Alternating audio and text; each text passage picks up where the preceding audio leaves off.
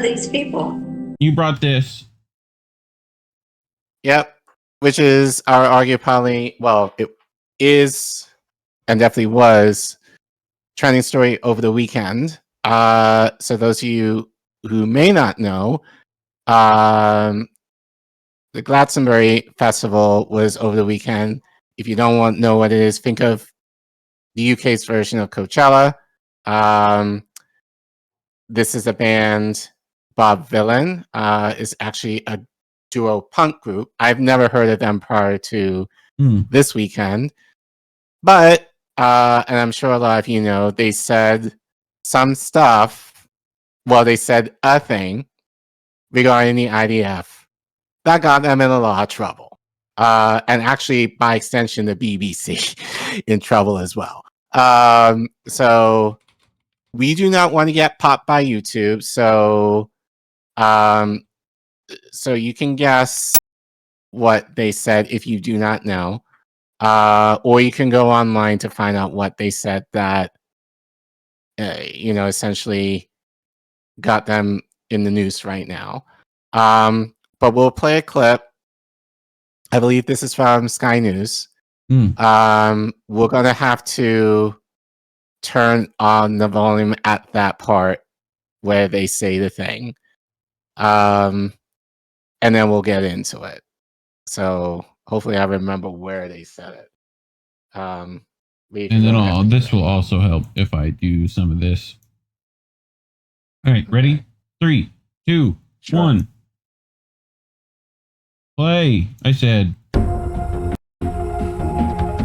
British punk rap duo Bob Vylan had their visas canceled after leading crowds into anti-Semitic stuff in Glastonbury. U.S. Deputy Secretary of State Christopher Landau announced on X the rap duo had their visas canceled for leading the crowd into death chants, quote unquote.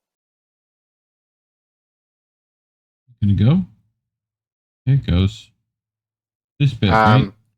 Right. So, not yet. But Christopher Landau, the State Department has revoked the U.S. visas for members of the Bob Vylan band in light of their hateful tirade at Glastonbury, including leading the crowd in death chants. Foreigners who glorify violence and hatred are not welcome visitors to our country. So, for context, they were going to do a U.S. tour starting in the fall, but obviously, given all of this, their tour here was canceled.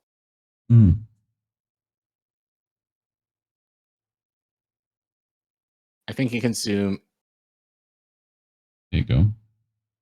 The controversial chants Bob Vylan did that resulted in the duo's visas were being canceled were Free Palestine, and I'm not going to read that.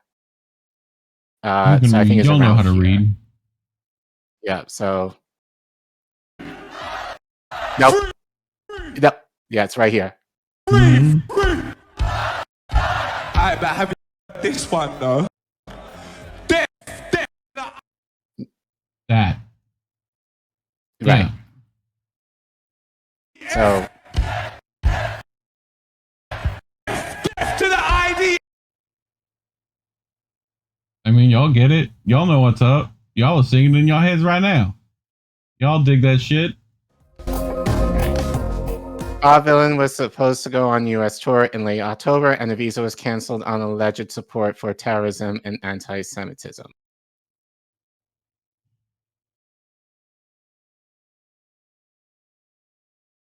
Bob Vylan was also dropped by their agent, United Talent Agency, following the controversy.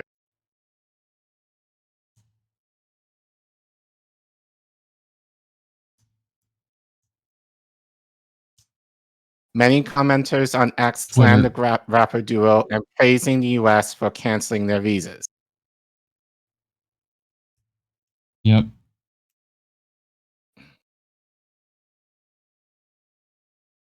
The Yorkshire Yarn tweeted, Bob Vylan's U.S. visas have been officially revoked from the State Department. All concerts canceled, and there now seems to be a bitter taste of the ice cream. Well done, Pascal. That's the guy's name. His name's Pascal. Gotcha. Blame Game tweeted Bob Vylan, real name Pascal Robinson Foster, has lost his agent and his U.S. visa has been revoked and will never work. And he will never work on BBC again. Poor bloke, back to living off the family trust fund. Okay. Ravel Braverman said, thanks to Bob Vylan for all your hard work. Township agency drops him. U.S. visa is revoked. 26 show U.S. tour canceled. Go crawl back into your virtual signaling hole. I love how Sky News. You will be gone in 5 minutes. Any supportive Sky News? Oh, go back a second. Yeah, I mean, it's just him fucking like victim shaming. Right. Go back into your virtual signaling hole. You will be forgotten in 5 minutes, but the boost you have given the rest of us will go on for years. Bless you. Uh-huh. Any in support, Sky News? You gonna throw that in? UK police have launched a crime investigation into Bob Vylan, and the BBC is facing controversies for not pulling the plug on the broadcast. Okay, we can Stop go here. into this interview. Oh. Yeah. Into two controversial sets at Glastonbury Music Festival. The punk duo Bob Vylan have drawn fury from Parliament and Jewish groups after chanting "Death to the IDF." No more music, just sweaty car journeys and hangovers for those leaving Worthy Farm. But nothing in comparison to the mother of all headaches facing the BBC. With police now launching a criminal investigation after reviewing footage broadcast from Glastonbury Festival this weekend. It comes after the Prime Minister and media watchdog Ofcom asked why whoever was running this live stream didn't pull the plug on it. British broadcaster Esther Crock slammed the BBC for airing the controversial chants. I got it. Here you go. As she claims it's the biggest scandal. Oh, really? Okay. For who? Like, this goes to go along sides, by the way, that they, anytime Israel just fucking asks them to take down a fucking documentary, they're like, okay. Like, no, how about fuck you, this is our country, we can do what we want, you know? This is for our audience. Like, right. You know, people can choose to not watch. I think it'll be okay. Like, here is the fact that the BBC actually aired this. You know, this was a surprise to no one. We've known that Glastonbury over the years invites a certain type of person, a black face, very young, luckily in the high place, naive of the world individual, propaganda. Get her ass. Questionable. We've always known this. We've known for years when Stormzy decided to stand up on stage and start swearing at Boris Johnson and encouraging the crowd to swear at their then Prime Minister. But it's the fact that the BBC didn't foresee this sort of behavior that people find astonishing. You know, we've seen riots and protests on the streets of London basically since October the 7th. We've seen the behavior of people that feel quite incensed by the situation going on in Israel and Gaza, and yet our national broadcaster did nothing to prevent it. They had, the audacity to air a bunch of people basically saying death to the IDF and a bunch of other anti-Semitic things. She clutched her pearls so hard they came off. Of people in this country that are paying the license fee and wondering, well, actually, what are we getting for our money? The broadcaster sensibly would actually create a delay in the broadcast so that if they see this sort of thing, that they would actually be able to stop it. But the BBC didn't do that, and they then came out with a groveling apology, as they usually do when they've been proven to fallen asleep at the wheel, and then said, oh, actually, you know what, we're not going to make this available on CashApp, as if that's supposed to make the situation better. We know what to expect from people from Glastonbury. We know that their IQ and their level of political knowledge is not probably where the rest of the public is. We know that they're a bunch of young, easily manipulated people. They're a bunch of Greta Thunbergs that find a new grievance to get excited about every week. But it's the fact that the BBC, the adults in the room, lack the editorial foresight to actually see this happening and be able to stop it, because this is an embarrassment. It's completely embarrassing that this is happening here in the UK, and the Western world are watching what is actually happening to this country. How dare you? Oh no, what's happening? I wonder why. I wonder what's happening. The sad thing is I have to deal with this media next week. You fucking, hey man, you gotta watch BBC. You go channel 4. Dave's got better fucking entertainment, you know? Well, my dad and stepmom watch a lot of news, so depending if I'm staying with them once I get over to London, like, this is the crap that I'm going to have to listen to. And, well, to be fair, at least my parents will call this out too, but still the idea that So the idea that I have to listen to this in a British it's also accent. fucking Sky. Anyway, the worst. Like, well, it's not as if like BBC is going to be any better on this either. So, who will be better? which is why Jonathan we're going to go to Jonathan Cook, who actually has a much better take on this. Thanks to Consortium News, where he reports attacking a chant, aiding a genocide. Israel, the UK government, and the media are fomenting moral panic over words glorifying violence towards the IDF, while the Israeli military inflicts carnage in Gaza and the region. Hell, even in the last segment that I did, you're hearing it and seeing it, but obviously, as you said, the BBC clutched their pearls over a few words that are very fitting, given what the IDF is doing. So, but let's get into what Jonathan has to say regarding this foolishness. UK Prime Minister Keir Starmer expressed predictable outrage at the weekend that the BBC had inadvertently broadcast pop band Bob Vylan leading crowds at Glastonbury in a chant of, not going to say it, but you know the phrase, the Israel Defense Forces that have been responsible for slaughtering many tens of thousands of Palestinians in Gaza over the past 21 months. He called the chant appalling hate speech, apparently unaware that there are far worse crimes than hating soldiers carrying out the mass slaughter of children. Those worst things, of course, include slaughtering children en masse. The BBC apologized, calling the bad's comments deeply offensive, more offensive, apparently, than Israel bombing and starving the children of Gaza. Glastonbury organizers condemned the chant, saying that there is no space for hate speech or anti-Semitism, apparently assuming wrongly that all Jews identify not just with the state of Israel, but with an Israeli military widely accused by genocide experts of committing genocidal war violence in Gaza. So this is a tweet immediately come to the defense. Right. So this is a tweet from Stop the Bollocks with Mirabelle, who tweeted, I'm a British Jew in England. I didn't interpret the phrase as a call for people to kill me because, one, I'm not in the IDF. Two, it doesn't call for the death of individuals. The clue is in the IDF. Three, I'm not brain dead. Thank you. Funny how that works. Right. Ugh. Police are investigating Bob Vylan, a musical duo, to see whether they have committed a criminal offense or possibly a terrorist one. As far as we will know, the same police are doing nothing to investigate some 10 British citizens known to have traveled abroad to join the Israeli military, the IDF, committing the Gaza genocide, which I believe you reported on a few months ago. Yep. You can find that clip, I forgot the name of it, in our playlist. On Monday, the U.S. State Department canceled the group's visas ahead of a U.S. tour scheduled to begin in the fall, and the United Talent Agency dropping the duo, according to the Hollywood Report. And apparently, as I was working out today, because right now they were supposed to be doing festivals in the UK and Europe over the summer. I think they have a gig in France. I believe that was canceled as of today. So, and I'm sure there'll probably be a lot more festivals that will be canceling them as well. I should put up the tweet, but there were a lot of people who are saying, well, if they're being canceled for what they said, that they shouldn't go. Because you're essentially giving money towards censorship, essentially, is what a lot of people are saying online regarding this. Which I agree.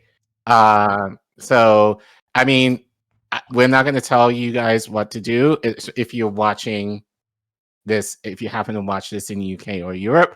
But, I mean, to me, it makes a lot of sense. And if anything, I would argue any musicians who were going to be performing alongside them also should be making a stand on this. Like, if they're not playing, then no one plays. So let them lose their money on account of stupidness, because what they said is true. But anyway, I digress. On Sunday, the BBC's Victoria Derbyshire grilled Starmer's Health Secretary, Wes Streeting, on remarks from the Israeli embassy in London, condemning what it termed the normalization of extremist language and the glorification of violence at Glastonbury. Unexpectedly, Streeting avoided jumping wholeheartedly on the media outrage bandwagon, led by the Mail on Sunday, whose front page demanded the arrest of the two band members for what the paper wrongly described as a chanting demanding. Not going to say that either. You can read that. The Mail apparently believes that all Israelis, presumably including the country's children, are currently serving in the Israeli military. So I think this is, yeah. So we'll watch that part in the interview where they get into it in terms of what Bob Vylan said. And actually, Streeting said something kind of surprising here. So let's watch. The Israeli embassy says what happened at Glastonbury raises for you, yeah. Questions about the Israeli embassy says what happened at Glastonbury raises questions about the glorification of violence. Do you agree? I think that is a challenge, and that's why I don't think anyone should be cheering it on. I'd also say to the Israeli embassy, get your own house in order. What happened in the West Bank this week by Israeli settler terrorists needs to not only be condemned, it needs to be acted upon. And Israel cannot continue to look the other way while its own people are carrying out unwanted acts of terrorism and violence. They wouldn't tolerate it rightly against their own citizens.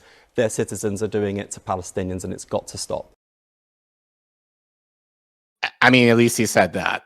I mean, which I feel is a bare minimum, but a bare minimum, but at least it was said. So I'll give you a light applause for that, Streeting. But anyway, let's continue into the article.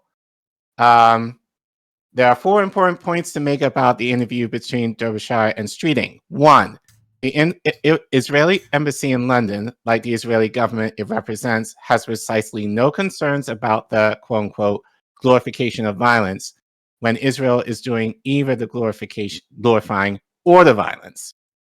Israel is currently celebrating its success in slaughtering and naming hundreds of thousands of Palestinians in Gaza, including huge numbers of children, attacks by soldiers and state-backed Jewish settler militias on Palestinian civilians in the West Bank, its eradication on whole communities in Lebanon, and its bombing of residential tower blocks across Tehran, killing many hundreds, which we also talked about, I think now 2 weeks ago. Checking the playlist for that clip.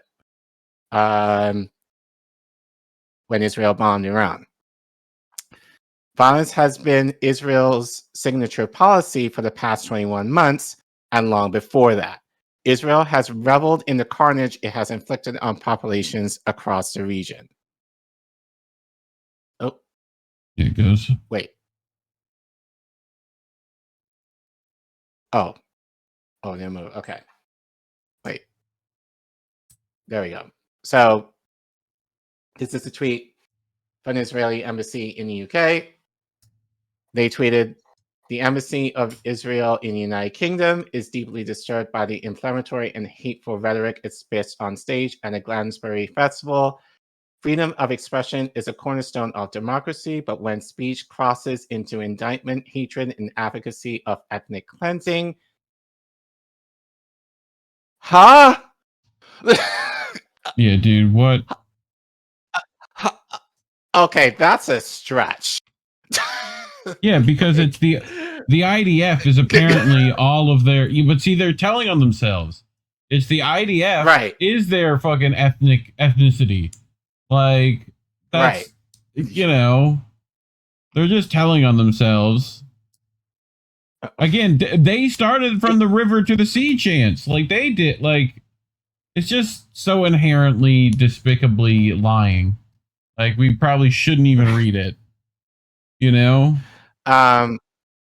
It must be called out, especially when amplified by public figures on prominent platforms. Chants such as the phrase, and I'm not going to say that either because YouTube is weird, but You can read that. Are slogans that advocate for the dismantling of the state of Israel and implicitly call for the elimination of Jewish self-determination. When such messages are delivered before tens of thousands of festival goers and met with applause, it raises serious concerns about the normalization of extremist language and the glorification of violence. We call on Glastonbury event organizers, artists, and public leaders in the UK to denounce this rhetoric and to reject all forms of hatred, including the ones that you guys are complicit in terms of your settler state of what you're doing to Palestinians. Okay. All right. Anyway. And yet, public figures from Israeli Prime Minister Bibi Netanyahu to Starmer have incited against the Palestinians, with Netanyahu comparing them to Amalek. Remember, that was the thing like nearly 2 years ago when he called Palestinians that as justification to ethnically cleanse the region. A people the Israelites were commanded by God to exterminate, and Starmer terming the wholesale starvation of the people of Gaza an act by Israel of self-defense.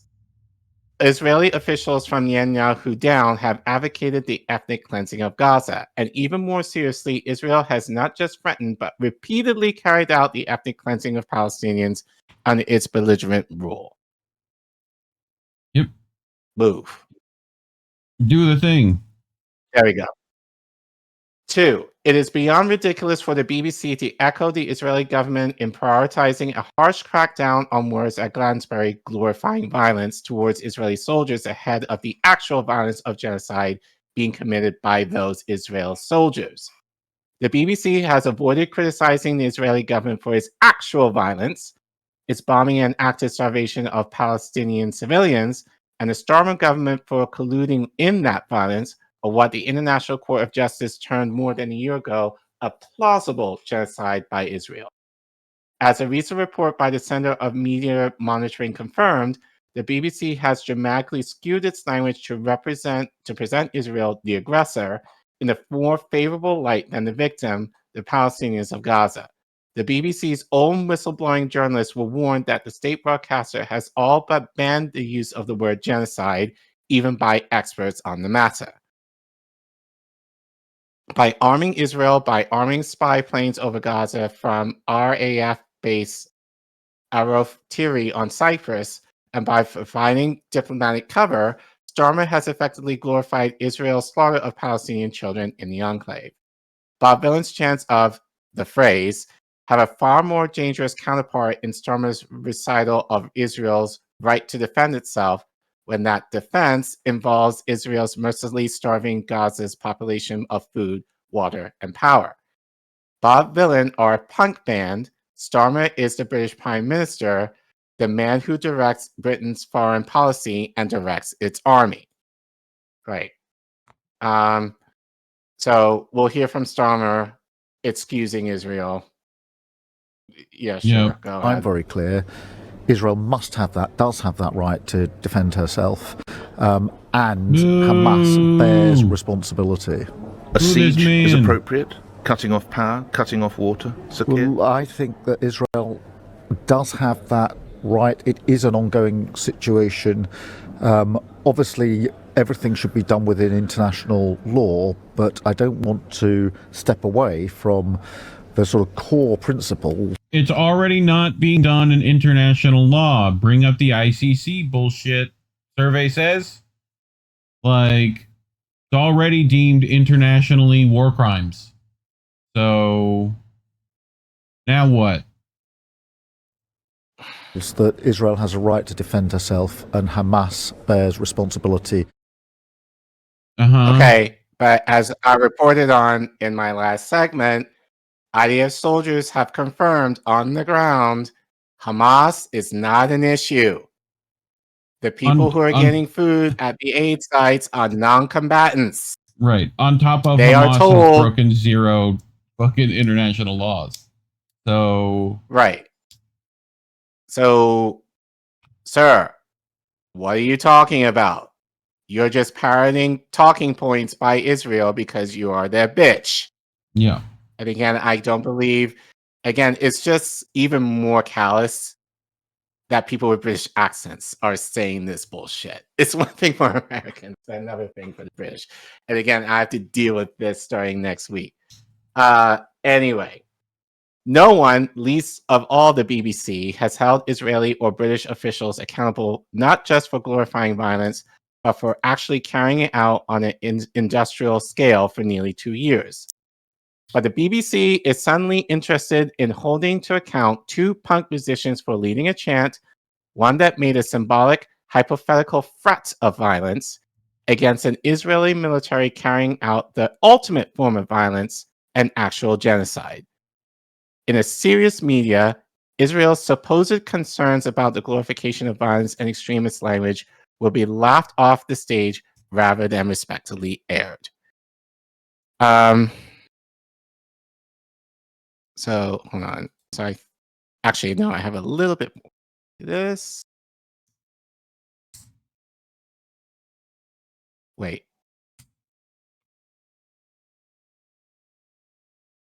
Wait. Did I? What? You got it? Oh, I'm not sure. Did I skip? Or yeah, here we go. Okay, that was right. Number 3. Streeting is being congratulated and condemned in equal measure on social media for refusing to be drawn into the Mail and BBC's conflicted outrage. I say to the Israeli embassy, get your own house in order, he responded to, I'm sure we saw in the interview. But hang on a minute. Streeting's resistance to Derbyshires' line of questioning was perhaps unexpected, but it is also, let's not forget, serves the interests of both the Starmer and Israeli governments. Streeting's insistence that Israel get its house in order had, as he made clear, nothing to do with the 21-month slaughter of Palestinians in Gaza. Starmer is still defining the Gaza genocide as Israel's supposed right to defend itself. In responding to Derbyshire, Streeting expressed concern only at what he called violent settler attacks in the West Bank. He said the Israeli embassy needed to get your own house in order in terms of the conduct of your own citizens and the settlers of the West Bank. This was intended purely as deflections designed to serve Starmer and Israel, the West's key client state in an oil-rich Middle East. It benefits the UK government to make an issue of the West Bank settler attacks and present them as disorganized, random violence by individual extremists that the Israeli government is not responsible for, but needs to get a firmer grip on. By highlighting problems in the West Bank, the Starmer government can avoid addressing the genocide in Gaza and the Israel state clear responsibility for that genocide, which is precisely why in recent weeks, Britain has made so much noise about imposing feeble penalties on a handful of extremist settlers and 2 fascist ministers in Netanyahu's government that represent those settlers. Starmer and Streeting's prioritizing on Israel's West Bank violence over Israel's Gaza violence is a switch and bait twice over. I mean, I get what Cook is saying, and both situations need to be held in high regard. Obviously, you can make the argument that what's happening in Gaza is far worse, but maybe because we are not looking at UK media, and actually this might be something I'll experience myself again when I'm in London in the middle of next week. I could probably see this and report on it myself. Like, at least here, we don't hear much about the West Bank at all in mainstream media other than what we report or what other people in independent media might report. Like, we have to make that connection that, no, you have to worry about the West Bank as well, because, so I think given from our context, given where we're at the world, we don't hear about the West Bank really at all. So at least here it's kind of more focused on Gaza. But again, I think that's kind of the only difference where I might disagree him on, but that's only, I guess, just in regards to him being in UK and we're here, we're hearing different things. But I kind of hold to what I said. Street has said the right thing, but I do also hear what Jonathan is saying, that in a way is kind of like an obfuscation from what's happening in Gaza as being way worse. That's not, at least in that interview, at least what we saw, wasn't necessarily being addressed. But yeah, I mean, both are, both are bad. Both need to be addressed. So at least that's my take. What are your thoughts on that? I mean, it just seems like, the British have been complicit in this. Completely. They're allowing their spy planes to be used. They're allowing, we've already talked about how British mercenaries are fighting there, then coming back to Britain, causing problems there, going back. It's just like, I just find it. I find the BBC completely fucking despicable in this, Right. And Keir Starmer, which we talked about him, and all the prime ministers before him would have been right on board. Like, so yeah, anything you wanted to add? No. Like I said, I get what Jonathan is saying, but maybe in terms of being here, we hear a lot of Gaza a lot more and nothing on the West Bank. I rather people talk about the West Bank as well, because that, I would argue, that's underreported. But he's saying now, at least the BBC is reporting more on the West Bank and less on Gaza. So right. Again, I think it's just, two different countries, two different situations. So, but both need to be held with the exact same urgency. But anyway, most of the violence in the West Bank is not coming from the settler extremists, even though they are the ones being punished by the UK. It is coming from the Israeli military, which has bulldozed thousands of homes there over the past year, driving 40,000 Palestinians off their lands. Further, settler violence is not random. It is coordinated with Israeli field commanders, many of them settlers themselves, to uproot Palestinians so that Israel can move in Jewish settlers to colonize the land, or, in the words of successive Israeli governments, Judaize it. None of this is new either. Israel has engineered and imposed a violent apartheid system on Palestinians for decades to make life unbearable and encourage them to leave their homeland. Second, Glastonbury's anger-filled chant against the IDF was not primarily motivated by Israel's violent actions in the West Bank. It was against the Israeli military for committing a genocide in Gaza, which the British government had been supporting. Streeting's aim was to drag the debate onto safer territory for him and Starmer, that Britain needs to not deal not with a genocide in Gaza, but with a handful of violent loons in the West Bank. And as I said, I can report on that when I come back and see if that's actually the case. Probably is. Very interesting to hear that perspective from the BBC and UK media in general. Even in criticizing the Israeli government for not doing enough to tackle settler violence, Streeting is still operating within the confines of a public discourse dictated by Israel, which prefers any criticism to be directed at individuals, not at the Israeli state behind those individuals. That I agree with. Like Streeting was just mentioning, like, oh, it's these few crazy radical settlers colonizers who's terrorizing the West Bank, when again, the issue is not them, it's the issue of Zionism, which no one is talking about at all. It's the idea of this ideology that has infiltrated the religion in of itself that is making people do this. And it's not unique to, like, it's the whole system that is just baked into. So that's what no one in mainstream media is talking about at all. It's Zionism in of itself that's the issue, not random kooky settlers who are looking to colonize the West Bank. So that I agree with here. Number 4, the BBC, the Starmer government, and the Israeli lobby are all played their part in this game of deflection and deception because these kind of moral panics obscure the real issue, that all these parties are actively colluding in Israel's genocide in Gaza.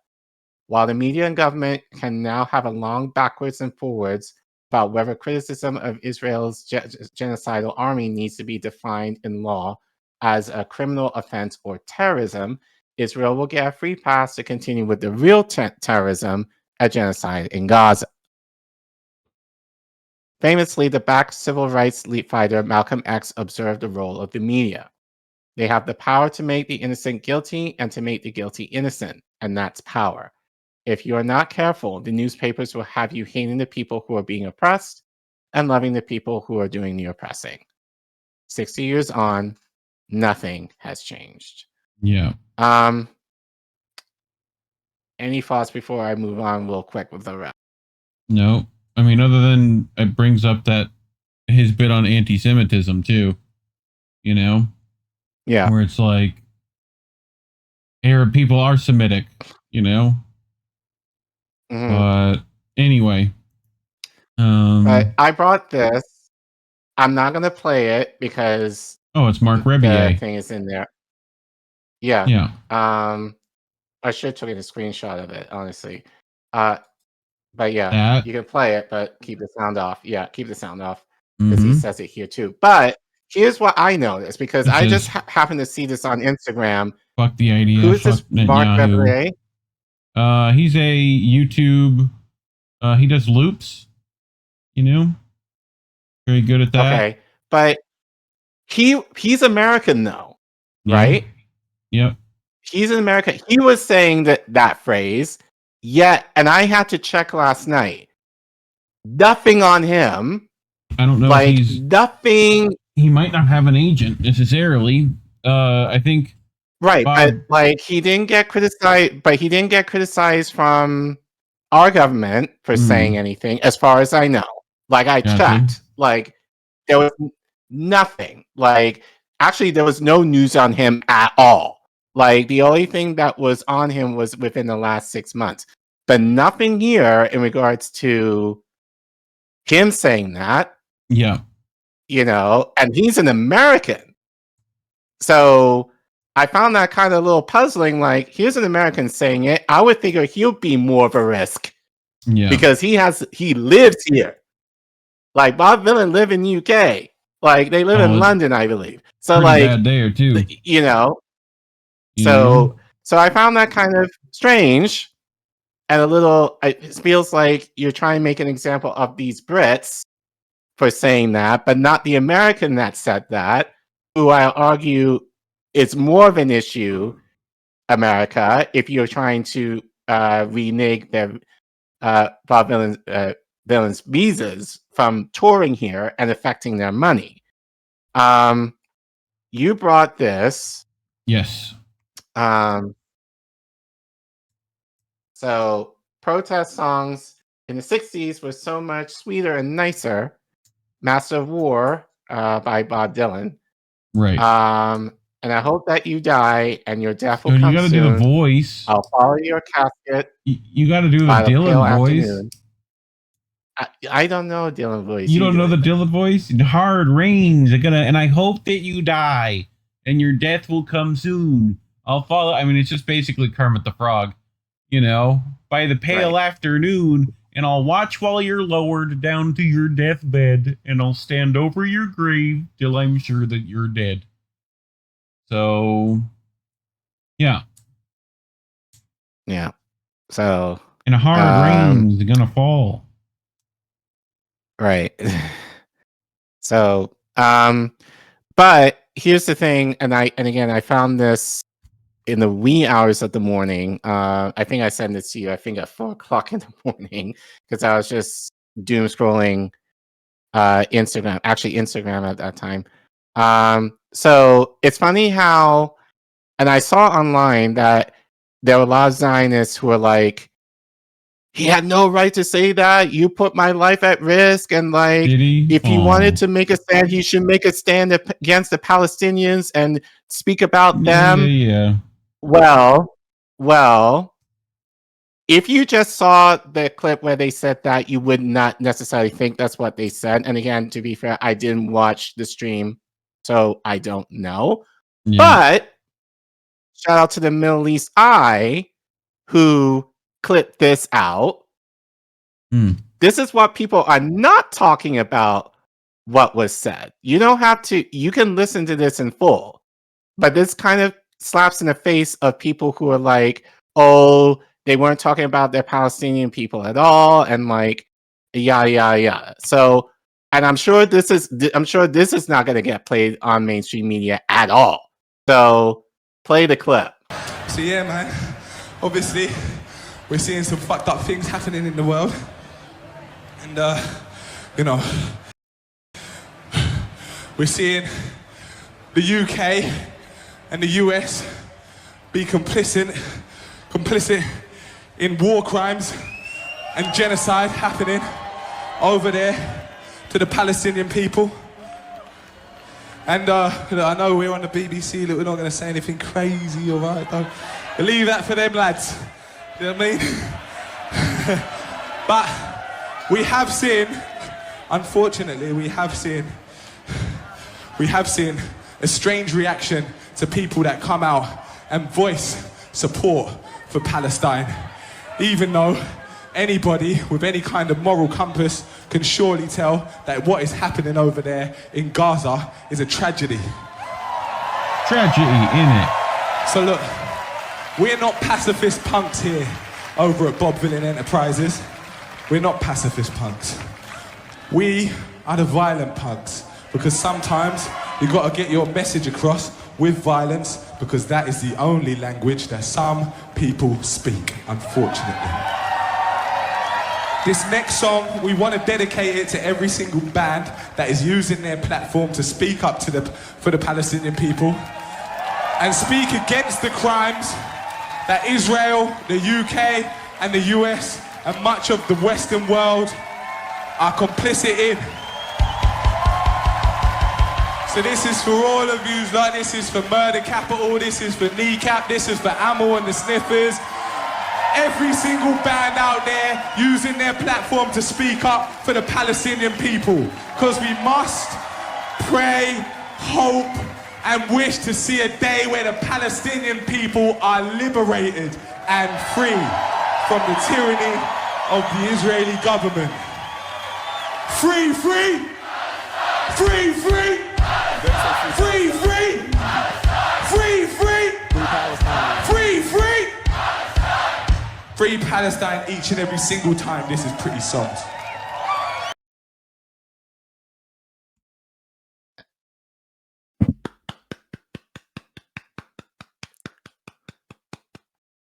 I mean, we've talked about this a lot. Like, artists using their platform to elevate, you know, the world, the consciousness of the world in terms of suffering. We've talked about how Nina Simone has said that, like, she wanted to use her art to uplift and bring out the needs of the suffering, you know, especially within the Black community. You know, so and I had to think about this because Beyonce is performing in DC this weekend. So obviously, like, the city is just going to be, oh God, I just thought that it's going to be a mess. Just this leave weekend early. with her being here. Fly away. You know, I probably I should have thought of that if I realized, you know, I should have left honestly this weekend just to avoid the drama that will be with her being here, plus the 4th of July weekend. But yeah, but that, as I said, you know, like, I'm yet to hear Beyonce or any, well, there have been a few major artists that have spoken up for Palestine. There have been a few, but Beyonce being probably one of the biggest world entertainers, you know, has not said boo regarding what is happening in Palestine. I think that says something. And you played yourself. And I saw someone on Twitter make this point because we make it a point to kind of say, oh, once you get a lot of money, you have power. So if you have said power, Beyonce and others like you, why aren't you using that power to speak up for the oppressed? Like, yeah, you use like you use the imagery of suffering and the imagery of resistance, Black resistance, in terms of your art or whatever, but are you willing to sacrifice your career in order to make that message known to the masses? Like, again, I haven't heard of these guys before this weekend, and I'm ready. I'm kind of enamored with them. They know, and we talked to a colleague, BigMadCrab, and he also he said to you, because he's very much into punk. He says punk is dead. No, even among like there's a few out there. There are a few, but so actually, let me ask you: would you? I mean, we haven't listened to their music or anything. I'm not sure you have. Would you consider them true punk? Most likely. I mean, based if you're on willing what to do you've that, seen. Sure. Based on what you've seen. I mean, as long as they play it loud and fast, that usually counts. That's right. That's kind of there. Right. So right. But I mean, but to me, they understood the assignment. They used that platform to highlight an issue that is very right to highlight an issue that's pertinent to what's going on in Gaza at the risk of their careers right now, which people are saying, oh, they're done or whatever. Not. I looked at their website because someone tweeted out a lot of the merchandise in their website and their merch store is sold out. Like I send it to you in the Discord that on Spotify within 72 hours, they've increased their listener base up by I think 100,000 listeners within 72 hours. So I think the media, ironically, is having the opposite effect of what they're trying to do to silence them. If anything, you're just bringing more attention to them, you idiots. Yeah. Because by making an example out of them, and again, as we reported, they weren't the only ones that were saying the phrase. Like there were other bands that were saying the phrase too, but as far as I know, nothing happened to them. You singled these guys out, and I wonder but you know what it is? I have to wonder because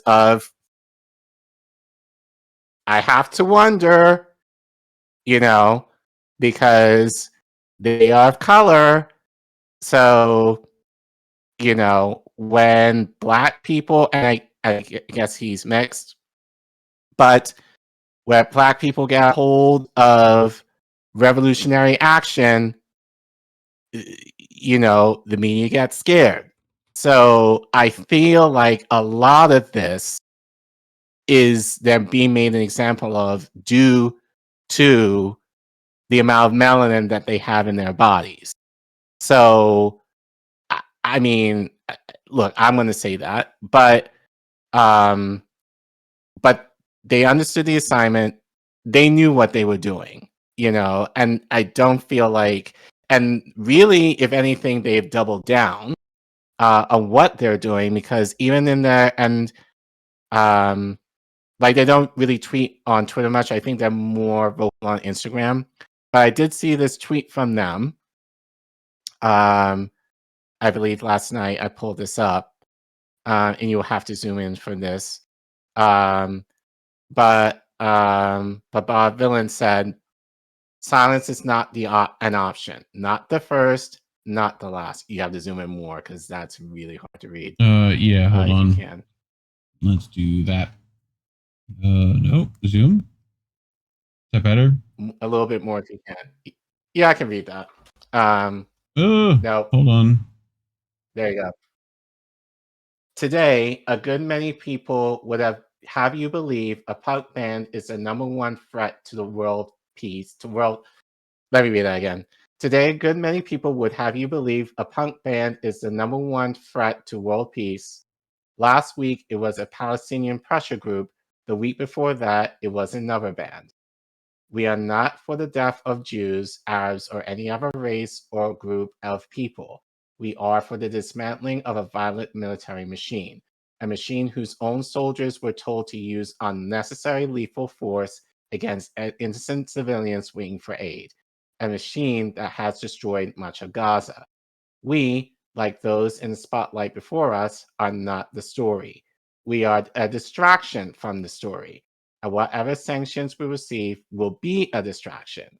The government doesn't want us to ask why they remain silent in the face of this atrocity, to ask why they aren't doing more to stop the killing, to feed the starving. The more time they talk about Bob Vylan, the less time they spend answering for their own criminal inaction. We are being targeted for speaking up. We are not the first. We will not be the last. And if you care for the sanctity of human life and freedom of speech, we urge you to speak up too. Free Palestine. So, and I'll just end this here. I happened to tweet this, I believe, on Monday. I basically said, people love the police state in the US. I mean, I was going to play this, but I can't play the clip. You know, NWA famously said F the police. Mm-hmm. You know, and yeah, they got some heat over that back in the 90s, but you know, people here say 2 Live Crew. People all the time say ACAB. Yeah. You know, so hating the IOF, which is a branch of the police state, is no different. So, you know, so it's just kind of interesting that, again, I think these guys were targeted given their skin color, in part. Partially, I'm sure. Yeah, because I didn't see anyone else getting the kind of backlash that they got, and they were saying exactly the same thing. And according to them, there were other bands that were promoting Palestine too. But again, it was what the phrase that they said that was the focus, and not the longer clip that I played. I, again, did not see that on mainstream media at all. So, you know, so it kind of goes to show you, like, that you're using them as an example and using that phrase to instigate further, I guess, in the Zionist lobby's mind's power, when I think actually it's working against them, because people are seeing through the bullshit and people are actually willing to make a stand. And like I said, if you happen to go to any concerts in Europe where they're playing and they happen to be canceled, I argue you don't go. And to all the bands that are playing alongside them, I hope you stand in solidarity with them and don't play either. Like, let them lose their money. Because if they're willing to do that over a phrase, and you can make the argument of what you want, like they need to be, you know, more civil with it, but they were. We just played a 2-minute clip of them that gave a longer stance of what they believe and essentially what their assignment was, you know, as a punk rock band.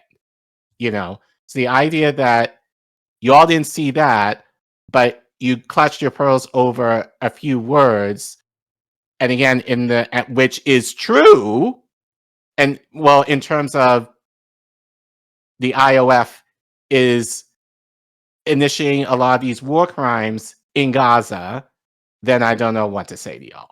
So again, shout out to Bob Vylan. More interested in them now. Maybe I'll try and see if there's any more information I get over to the UK.